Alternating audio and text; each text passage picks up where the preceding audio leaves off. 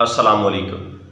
ISSB day 5 यानी last day जो है, जिस दिन कैंडिडेट्स ने तमाम जो एग्ज़ाम हैं वो कंप्लीट करने के बाद वापस आना होता है, उस दिन कैंडिडेट्स को कहा जाता है कि आप जो है वो पैकिंग कर लें और पैकिंग करके इस टाइम पे हॉल के अंदर आते हैं। यानी हमारा जो है वो ISSB सेंटर गुजरांवाला था, तो वहाँ पे जौहर हॉल था कि जौहर हॉल में आके बैठते हैं। तो तमाम कैंडिडेट्स जो है वहाँ पे इकट्ठे हो जाते हैं और जो ऑब्जर्वर होते हैं जिन्होंने गुज़िश्ता 4 रोज़ जो है कैंडिडेट्स को ऑब्जर्व किया होता है, टेस्ट किया होता है, चेक किया होता है, वो कॉन्फ्रेंस हॉल में बैठकर मीटिंग करते हैं और 1 बाय 1 हर चेस्ट नंबर पे डिस्कशन होती है और फाइनल डिसीजन लिया जाता है कि कौन सा कैंडिडेट जो है वो इस अहल है कि उसको आर्मी के अंदर ऑफिसर यानी सेकंड लेफ्टिनेंट सेलेक्ट कर लिया जाए, और कौन से कैंडिडेट जो है वो नॉट रिकमेंडेड है।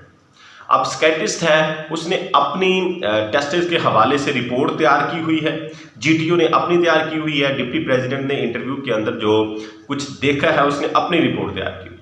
अब वो सब के सब जो ऑफिसर्स हैं जो ये जज कर रहे होते हैं, वो उस दिन हर कैंडिडेट के ऊपर बहस करते हैं, डिस्कशन होती है कि इसके अंदर ये क्वालिटी है अगर किसी ने नोट की हो, और दूसरा कहता है कि ये नहीं है। अगर ऐसा कोई कंडीशन आ जाए कि उनको उबहाम हो, एक कह रहा हो कि इसके अंदर ये खूबी है और दूसरा कह रहा है कि नहीं है, तो फिर वो चीज़ जो है वो दोबारा करवाई जाती है, री होती है, यानी री टास्क हो सकते हैं, री कमान हो सकती है, री इंटरव्यू हो सकता है। अलबत्ता री इंटरव्यू जो है ये मोस्टली यानी गुजरांवाला सेंटर के अंदर तो बोला ये जाता है कि तारीख है कि जिसकी भी सिलेक्शन होती है उसका री इंटरव्यू होता है। ये गुजरांवाला के मुताल्लिक ये है, बाकी सेंटर्स के मुताल्लिक नहीं है।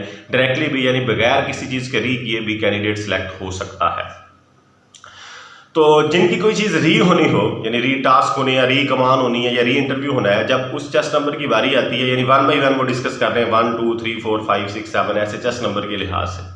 तो पहले 10 को कर लिया तो आके अनाउंस करते हैं कि चेस्ट नंबर फलां फलां जो है वो रुक जाए या प्रिपेयर कर ले अपने आप को, उसका री इंटरव्यू होगा या री टास्क होगा।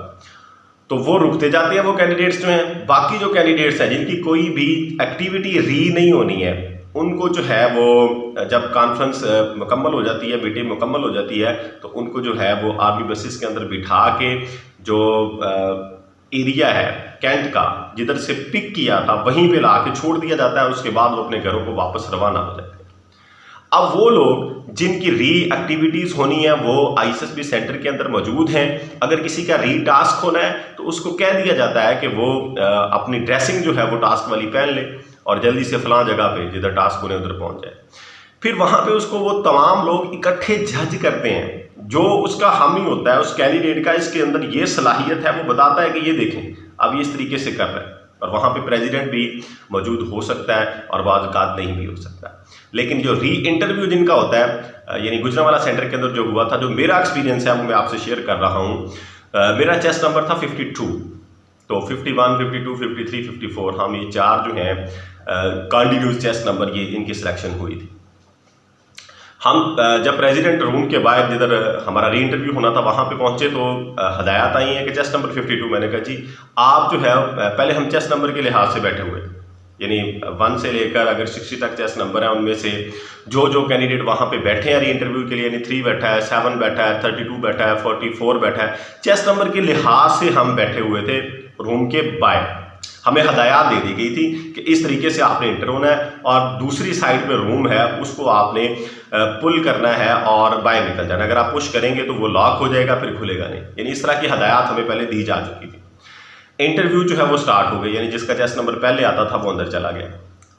अंदर से हदायत आती है, एक बंदा आता है, वो कहता है कि चेस्ट नंबर 52 आप जो है उसके लास्ट पे हो जाए, यानी मैं लास्ट पे बैठ जाता हूँ।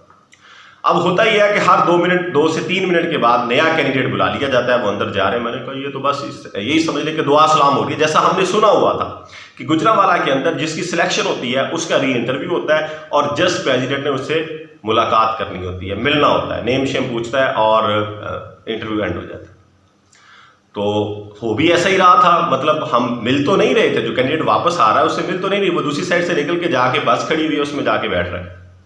लेकिन हर 2 से 3 मिनट के बाद नेक्स्ट कैंडिडेट का अंदर जाना, वो हमारे माइंड के अंदर यही था कि सिर्फ यही एक्टिविटी अंदर हो रही है और कुछ नहीं हो रहा।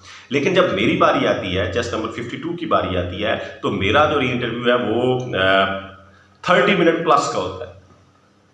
अब होता ये है कि जब 5 से 10 मिनट गुजर जाते हैं तो मैं टाइम देखना शुरू कर देता हूँ कि हो क्या रहा है। और क्वेश्चनिंग किस तरीके की जाती है? पहले तो वही बज़ाहिर जैसा होता है, री के अंदर नाम आपका जो है हाल पूछने के बाद जनूबी वज़ीरिस्तान ऑपरेशन चल रहा था उसके बारे में क्वेश्चनिंग कि अगर इस तरह की कंडीशन हो तो आप कैसे डील करेंगे, इस तरह की कंडीशन हो तो आप कैसे डील करेंगे, आप क्या समझते हैं कि आपको ऐसी आर्मी रख लेगी, ये हो जाएगा वो, यानी हर तरह के जो डिफिकल्ट क्वेश्चन हैं उनकी भरमार कर दी जाती है। और जब मैं वो इंटरव्यू एंड होता है यानी 30+ मिनट्स में, यानी 30 से ज़्यादा मिनट के बाद मुझे कहा जाता है कि ठीक है जी आप जा सकते हैं। मैं निकलता हूँ, बाहर बस खड़ी हुई है उसमें एंटर होता हूँ, तो जो कैंडिडेट ज़ाहिरी बात है 2-2 मिनट का री इंटरव्यू दे के आए थे वो बैठे हुए, मैं अभी इंटर हो रहा हूँ, चढ़ रहा हूँ बस के अंदर, तो वो भी क्वेश्चंस की भरमार कर देते हैं कि क्या हुआ इतनी देर, अभी मैंने आंसर नहीं दिया और पीछे से बंदा जो फिर आ जाता है कि 10 नंबर 52 आपको कमांडर बना रहा है। फिर वापस मेरे ज़हन में आता है कि शायद कोई क्वेश्चन रह गया है कि अभी और कोई क्वेश्चनिंग होगी, लेकिन होता यह है कि वो खुद रूम से बाहर निकल जाते हैं, मुझे बाहर बिठा के कहते हैं कि एक फॉर्म आ रहा है उसको फिल कर, और वो फॉर्म जो है वो मैंने फिल किया और मुझे वहाँ से ही 80% ये फील हो गया था, 80 to 90% की मेरी सिलेक्शन हो चुकी है। तो ये है जी तरीक़ाकार 5 डेज़ का। इसके बाद वहाँ से वो बस रवाना हुई, उसने हमें जो है वो कैंट के बाहर छोड़ा और हम जो है वापस अपने घरों को आ गए। तो ये एक्टिविटीज़ होती हैं ISSB के अंदर। हर जो आपके अंदर एबिलिटी है उसको कीनली जज कर लिया जाता है, उसके बाद सिलेक्शन होती है। उम्मीद है आपको तमाम प्रोसेस की समझ आ गई होगी। अगर फिर भी कोई उबहाम हो, कोई क्वेश्चन हो तो आप कमेंट सेक्शन में पूछ सकते हैं। अपना ख्याल रखिएगा। फ़ी अमानिल्लाह, अल्लाह हाफिज़।